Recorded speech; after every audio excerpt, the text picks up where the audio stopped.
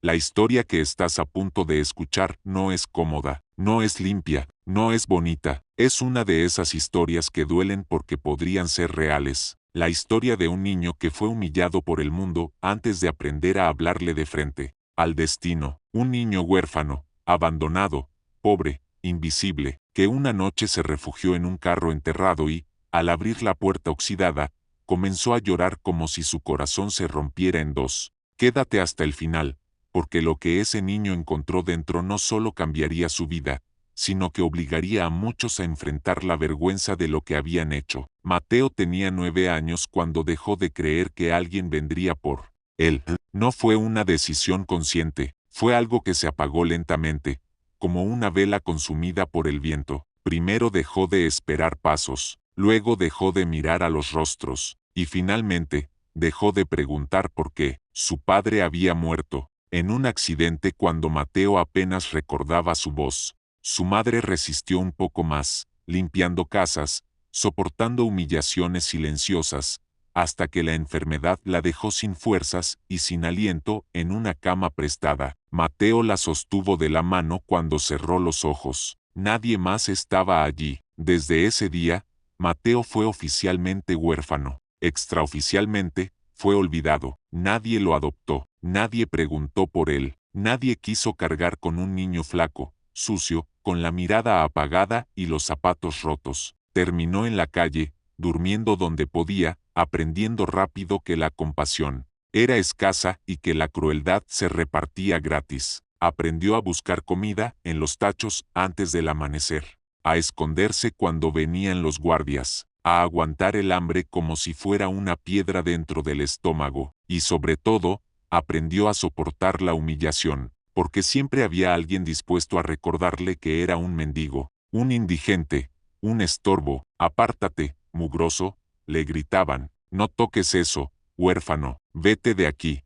Nadie te quiere. Mateo no respondía, no porque no tuviera rabia, sino porque responder dolía más. Guardaba todo dentro, como si su pecho fuera una caja cerrada a la fuerza. Una tarde lluviosa, escapando de un grupo de muchachos mayores que se divertían empujándolo y riéndose de su ropa rota, Mateo corrió sin mirar atrás. Se internó en una zona abandonada, más allá de las últimas casas, donde la vegetación había ganado terreno y el suelo parecía tragarse los restos del pasado. Allí lo vio, un viejo automóvil, casi completamente enterrado, cubierto de barro, hojas secas y musgo. Parecía un animal muerto que la tierra se estaba comiendo poco a poco. Las ventanas estaban opacas, los neumáticos desaparecidos, la carrocería vencida por el óxido. Mateo se acercó con cuidado, no sabía por qué, pero ese carro le llamó, tal vez porque estaba tan roto como él, tal vez porque nadie lo reclamaba,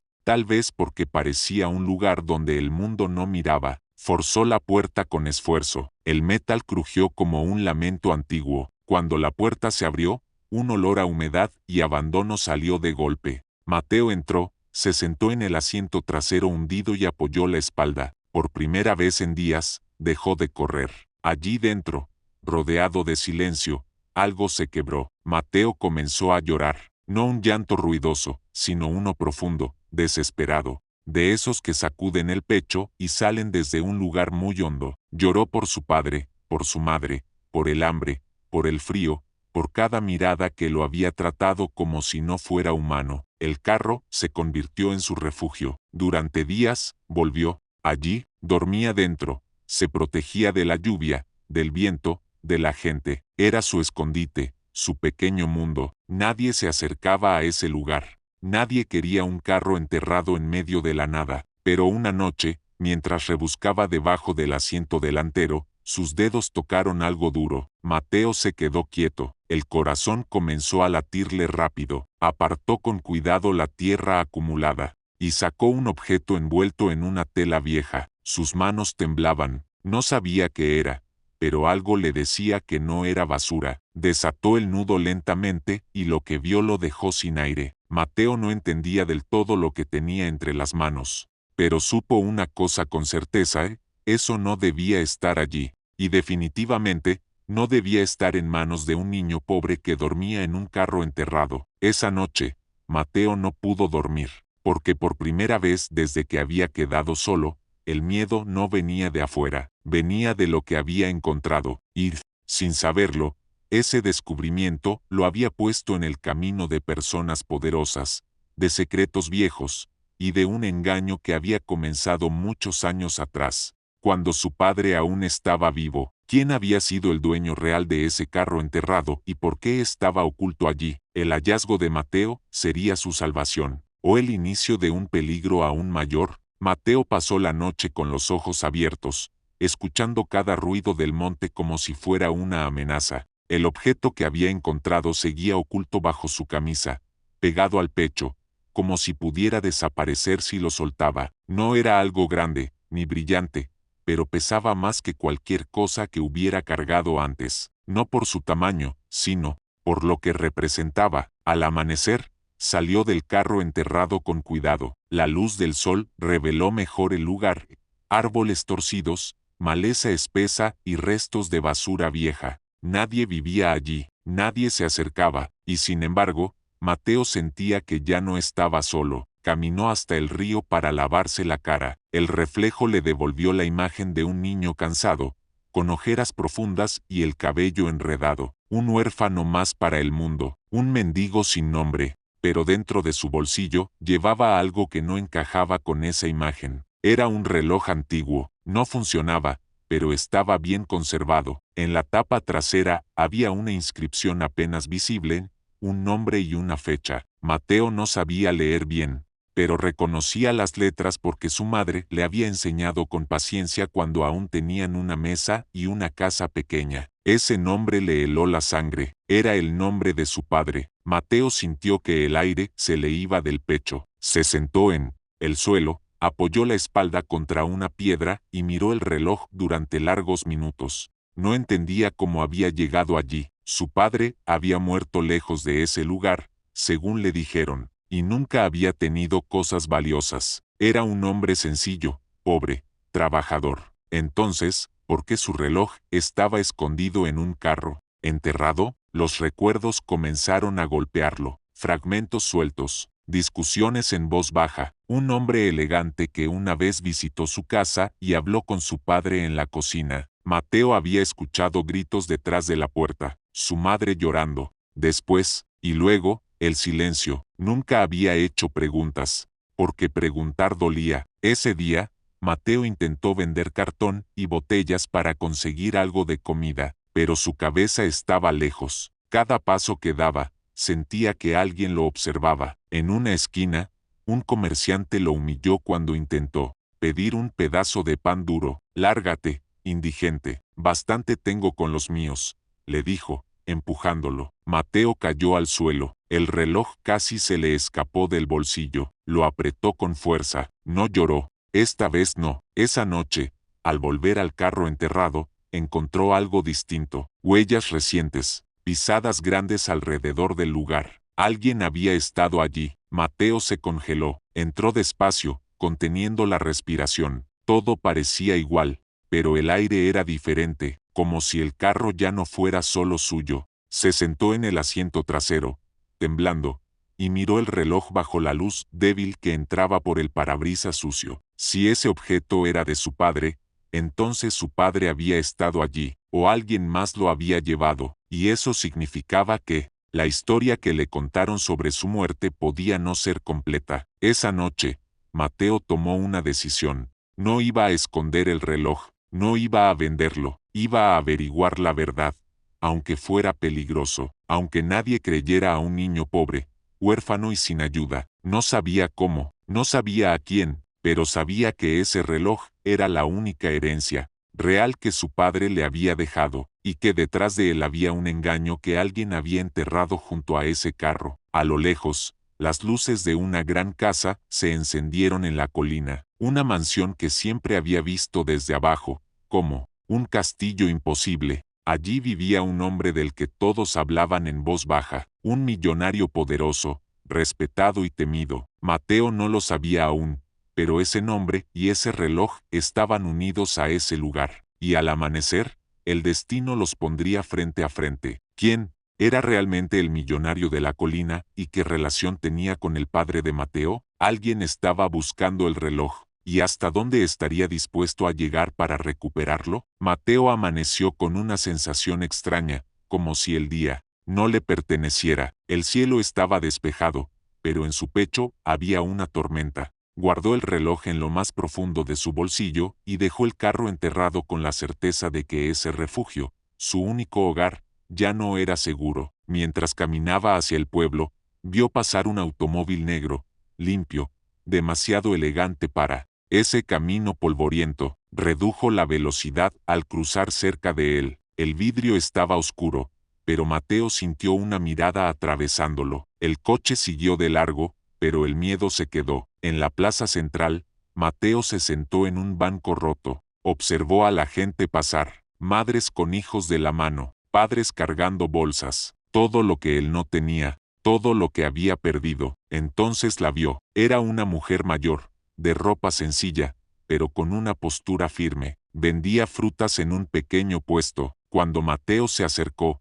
ella no lo miró con desprecio ni lo echó, solo lo observó en silencio. ¿Tienes hambre?, preguntó finalmente. Mateo dudó, asintió. La mujer le dio una manzana, sin pedir nada a cambio. Ese gesto tan simple le apretó la garganta. Se sentó cerca de ella y comió despacio. «¿Te llamas Mateo, verdad?», dijo la mujer. El niño se quedó inmóvil. «¿Cómo sabe mi nombre?», preguntó con voz baja. La mujer suspiró. «Conocí a tu madre». El mundo de Mateo se detuvo. Ella se llamaba Rosa. Había trabajado con su madre limpiando casas. Sabía de su enfermedad, de su muerte, y también sabía algo más, algo que nunca se había dicho en voz alta. «Tu padre no era solo un obrero», dijo Rosa con cuidado. «Era un hombre honesto, y por eso lo destruyeron». Mateo apretó los puños. Rosa miró alrededor antes de continuar. Él trabajaba para un hombre muy rico, un millonario que construyó su fortuna con ayuda de otros.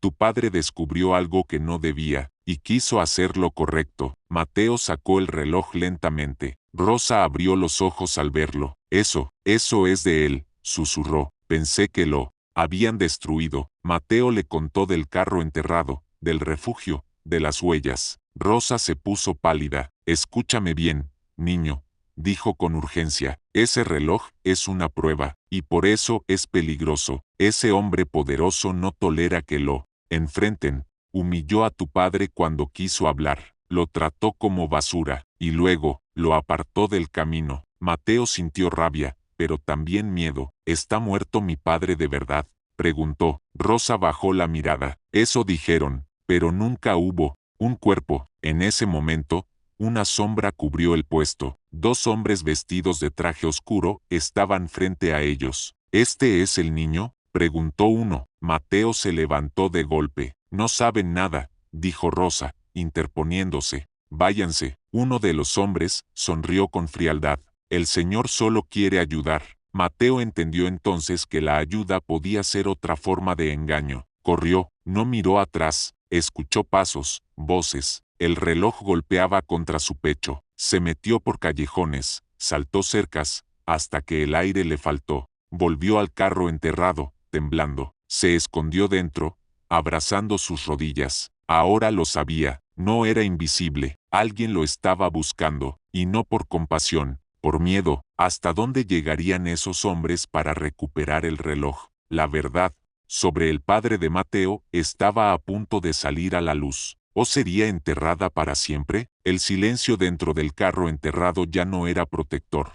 Cada crujido del metal sonaba como una advertencia. Mateo respiraba despacio, intentando no hacer ruido, mientras la imagen de los hombres de traje se repetía en su mente una y otra vez. Pasaron horas antes de que se atreviera a salir. Cuando lo hizo, el sol ya caía. El hambre volvía a dolerle, pero el miedo era más fuerte. Caminó sin rumbo hasta que sus pies lo llevaron, casi sin querer, hacia la colina de la mansión. Nunca había estado tan cerca. Las rejas altas, el jardín perfecto, las luces cálidas que contrastaban con su ropa sucia y rota. Mateo no planeaba entrar, solo quería ver, entender. Pero el destino no siempre pregunta. Un guardia lo vio y se acercó con pasos firmes. ¿Qué haces aquí, mendigo?, le dijo con desprecio. Mateo intentó retroceder, pero tropezó. El reloj cayó al suelo. El sonido metálico fue claro, demasiado claro. El guardia lo recogió y lo examinó.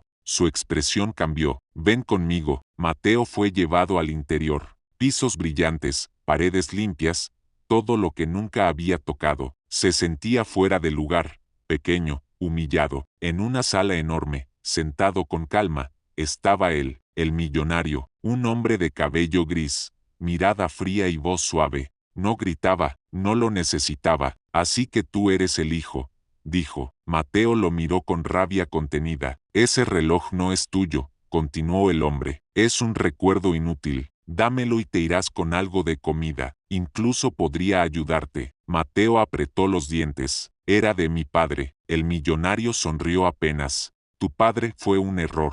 La palabra cayó como un golpe. Era un hombre pobre que creyó que podía desafiar a alguien más grande. Yo le di trabajo, yo le di oportunidades, y aún así quiso humillarme con acusaciones. Mateo sintió que las lágrimas ardían, pero no cayeron. Usted lo humilló primero, dijo con voz temblorosa. Lo trató como basura. El aire se volvió pesado. El millonario se levantó lentamente. Escúchame bien, niño, el mundo no funciona con justicia, funciona con poder. Tu padre lo aprendió tarde. No cometas su mismo error.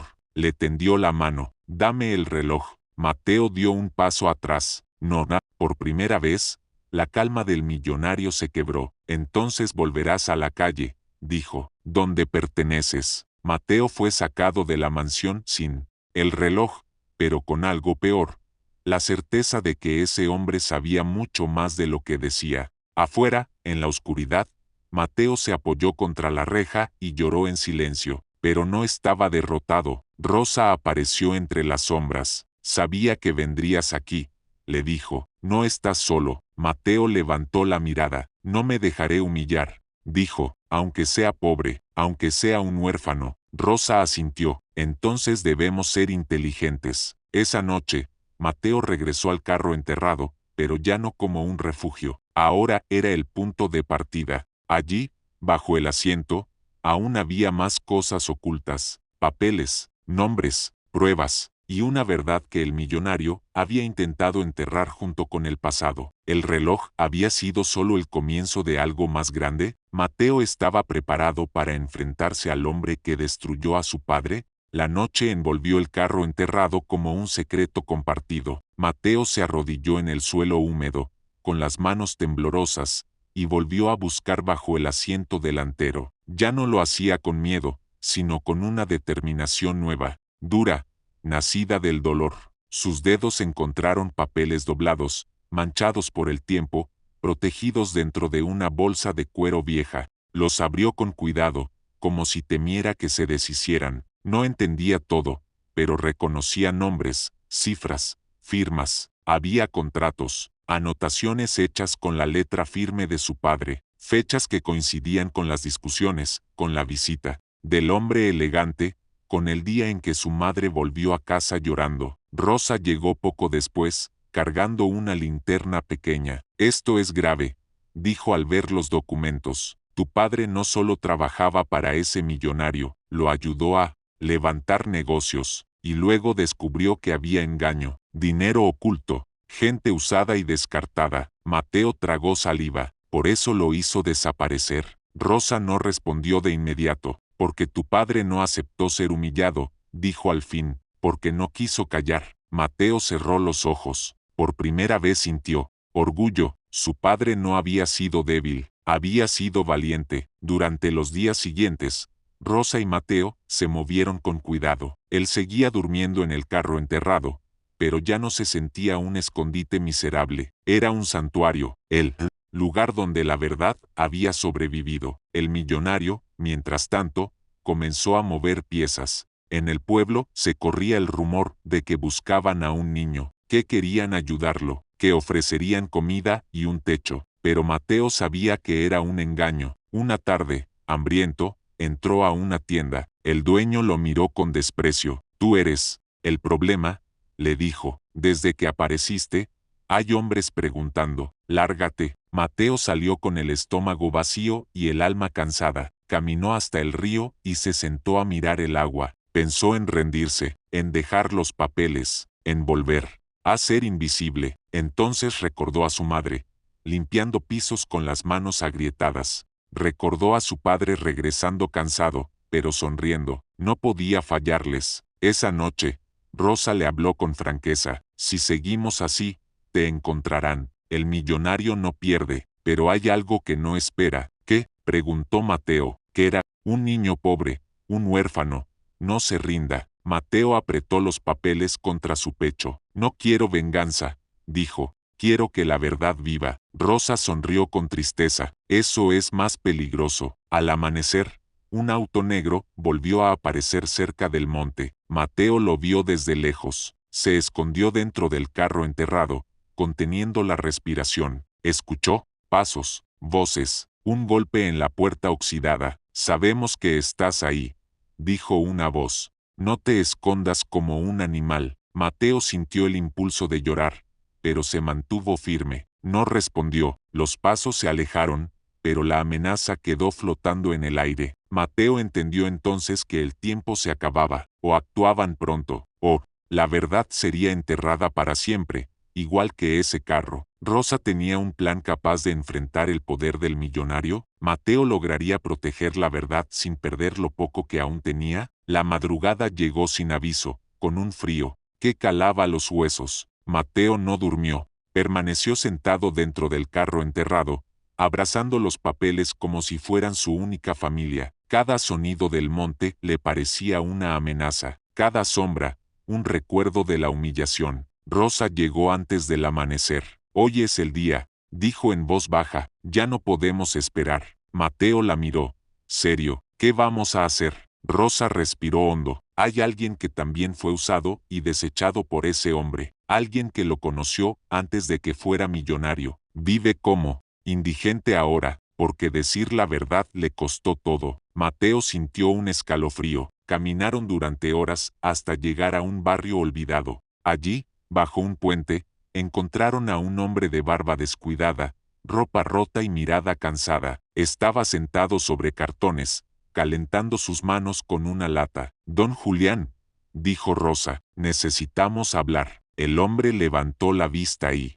al ver los papeles, su rostro cambió. Pensé que todo eso había desaparecido, murmuró. Como yo. Mateo se sentó frente a él. Mi padre, dijo, él también creyó en usted. Don Julián bajó la cabeza. Tu padre fue el único que no aceptó el engaño, dijo. Yo sí, y cuando quise salir, ya era tarde. Me humillaron, me quitaron todo, y me dejaron aquí. Mateo apretó los puños. No quiero que vuelva a pasar, dijo. Don Julián miró al niño con algo parecido a la esperanza. Entonces hay que unir lo que queda, respondió. Los papeles, el reloj, y los nombres, no para destruir, sino para que nadie más viva lo mismo. Esa tarde, el millonario dio la orden. Encontraron el carro enterrado. Cuando Mateo volvió, las puertas estaban abiertas, los papeles revueltos, el suelo marcado por botas. El refugio había sido profanado. Mateo cayó de rodillas. Se llevaron el reloj, susurró. Rosa lo abrazó. Pero no se llevaron todo, dijo, y no pueden borrar lo que ya sabes. El millonario había ganado una batalla, pero no la guerra. Esa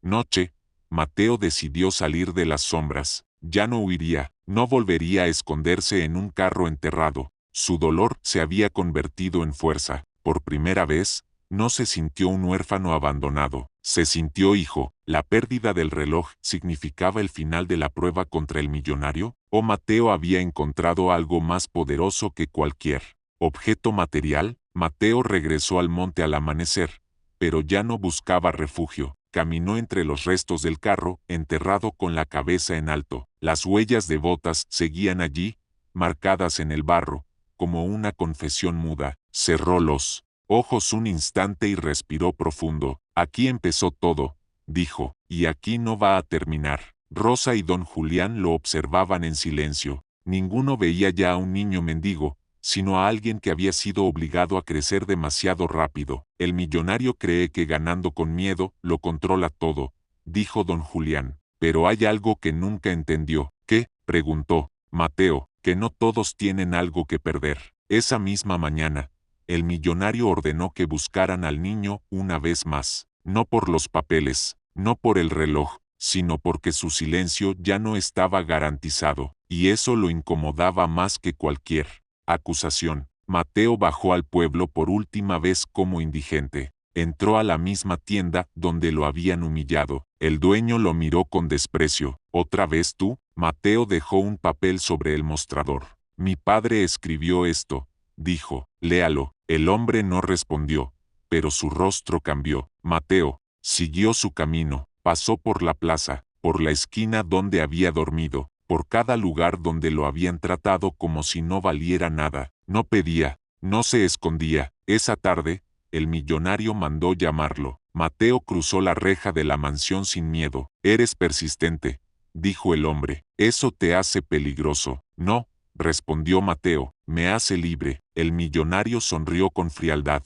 ¿Qué quieres? Mateo lo miró directo a los ojos. Quiero lo que le quitó a mi padre, su nombre limpio, su dignidad. El silencio fue largo. Eres un niño pobre, dijo el millonario, un huérfano, nadie te creerá. Mateo respiró hondo. Tal vez, dijo, pero usted sí sabe la verdad, y yo también. Por primera vez, el millonario apartó la mirada. Mateo salió de la mansión sin gritar, sin amenazas, pero dejó algo atrás, la certeza de que ya no era controlable. Esa noche, don Julián habló con otros hombres olvidados, antiguos trabajadores, personas humilladas y descartadas. No buscaban venganza, buscaban reparación. Mateo entendió entonces que su historia ya no era solo suya, era la de muchos. El millonario aceptaría enfrentar su pasado, o intentaría destruir lo que Mateo había despertado. ¿Un niño huérfano podía realmente cambiar el destino de tantos adultos rotos? El cambio no llegó con ruido, llegó con miradas, con silencios distintos, con puertas que ya no se cerraban tan rápido cuando Mateo pasaba. El pueblo comenzaba a recordar cosas que había preferido olvidar. Don Julián reunió a más hombres. Algunos habían sido obreros, otros contadores, otros simples empleados. Todos tenían la misma historia, promesas rotas, engaño, humillación. El millonario los había usado cuando era conveniente y los había dejado caer cuando estorbaban. Mateo escuchaba en silencio. Mi padre no fue el único, dijo finalmente. Solo fue uno de los que no aceptó callar. Rosa lo miró con orgullo. Y por eso te dejó algo más que papeles, dijo. Te dejó su carácter. El millonario comenzó a sentir el peso de los recuerdos. No había denuncias ni escándalos, solo personas que ya no bajaban la cabeza, comerciantes que no repetían sus órdenes, trabajadores que pedían explicaciones. Eso lo enfurecía. Una noche,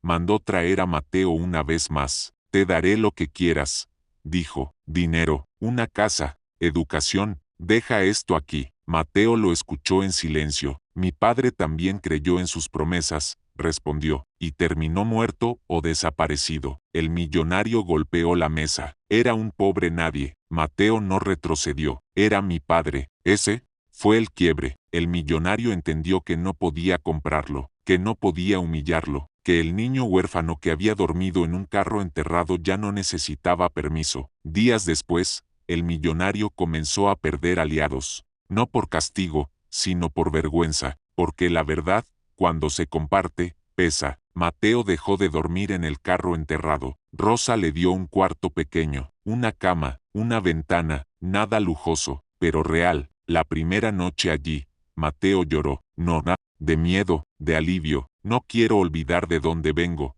dijo. ¿No lo harás?, respondió Rosa. Eso te hará fuerte. El millonario, solo en su mansión, miraba el reloj que había recuperado. Ya no era un trofeo, era un recordatorio. El pasado estaba de pie frente a él. ¿El millonario asumiría las consecuencias de sus actos? ¿Mateo estaba listo para cerrar el capítulo más oscuro de su vida? El tiempo pasó diferente desde que Mateo dejó el carro enterrado. No más rápido, no más fácil, solo distinto. Cada amanecer ya no era una huida, sino una decisión. Levantaba temprano, ayudaba a Rosa en el puesto, escuchaba a don Julián y a los otros hombres contar historias que durante años habían llevado como piedras en la espalda. Mateo aprendió algo importante: el dolor compartido pesa menos. El millonario, en cambio, comenzó a encogerse dentro de su propia casa. La mansión seguía siendo grande, lujosa, silenciosa, pero ya no imponía respeto. Los pasillos parecían más largos, las luces más frías. Cada tic del reloj que había recuperado le golpeaba la cabeza como un reproche. Ese reloj ya no le daba poder, le recordaba un error. Una tarde, el millonario pidió ver a don Julián. No envió hombres, no ordenó nada. Fue él mismo, con el rostro cansado, el traje impecable y la mirada vacía. Nunca pensé que un niño, dijo, haría esto. Don Julián lo miró sin odio. No fue el niño, respondió. Fue la verdad que usted enterró. El millonario bajó la mirada. Yo construí todo esto, murmuró. Empecé desde abajo. No, corrigió don Julián. Empezó con ayuda, y luego decidió olvidar a quienes lo levantaron. El silencio se volvió pesado. Mientras tanto, Mateo caminaba, solo hacia el monte por última vez. Quería despedirse del carro enterrado. Al llegar, tocó el metal oxidado con respeto. Allí había llorado, había temblado, había sobrevivido. Gracias, susurró. No lo odiaba, tampoco lo idealizaba. Era parte de su historia, no su destino. Esa noche, el millonario pidió ver a Mateo. Se encontraron en una habitación sencilla, sin lujos. El hombre parecía más viejo. Nunca quise que muriera, dijo. Solo quise callarlo. Mateo lo miró fijo. Callar también mata. El millonario cerró los ojos. Tu padre me advirtió, continuó. Dijo que algún día alguien abriría esa puerta enterrada. Mateo sintió un nudo en la garganta. Ese alguien fui yo. El millonario asintió. Y ahora no sé cómo cerrar esto. Mateo pensó en su madre, en su padre, en las noches de hambre, en las humillaciones. Pensó en todos los que habían sido engañados. No se cierra, dijo, se repara. El millonario respiró hondo, como si por primera vez no tuviera respuestas. Afuera, el pueblo seguía con su vida, pero algo había cambiado. Para siempre, ya nadie veía a Mateo como un mendigo, lo veían como el niño que no se dejó romper,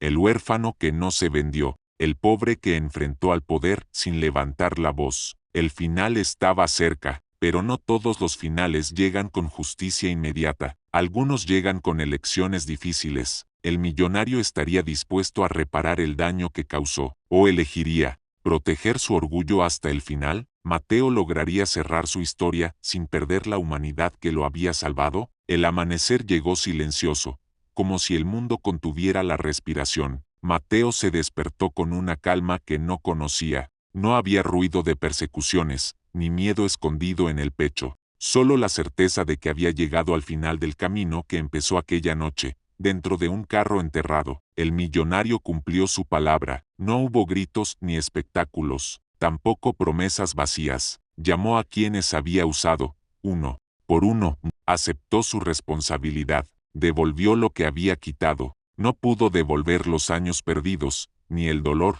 ni las muertes, pero dejó de huir, y eso, para muchos, fue suficiente para sanar. El nombre del padre de Mateo fue limpiado, su trabajo reconocido, su dignidad de vuelta. Mateo sostuvo el reloj, por última vez cuando el millonario se lo entregó con manos temblorosas. Nunca fue mío, dijo el hombre, solo lo escondí por miedo. Mateo no respondió, no hacía falta. El carro enterrado fue desmantelado semanas después. Mateo estuvo allí cuando sacaron los restos oxidados de la tierra. No lloró, sonrió con tristeza. Ese lugar había sido frío, oscuro, indigno, pero también fue el sitio donde sobrevivió cuando nadie más miraba. Don Julián consiguió un techo. Rosa dejó de vender sola. Otros hombres volvieron a trabajar con respeto, no como antes. Mejor, Mateo comenzó a estudiar, no para olvidar el pasado, sino para entenderlo. A veces caminaba por el pueblo y aún escuchaba murmullos,